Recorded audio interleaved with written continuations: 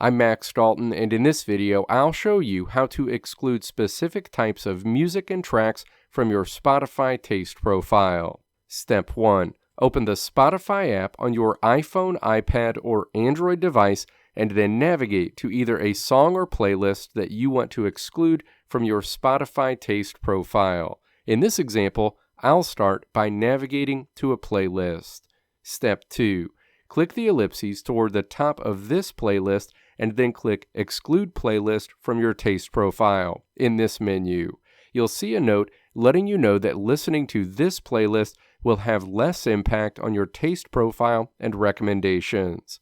The process is similar if you want to exclude a specific song from your Spotify taste profile. All you need to do is find that specific song, tap the ellipses next to it, and then tap Exclude Track from your taste profile. Again, you'll see a note that listening to this track will have less impact on your taste profile and recommendations.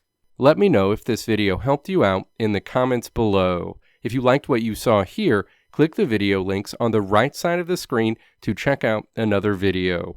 Or click the logo on the left side of the screen to check out my tutorial website at www.maxdalton.how.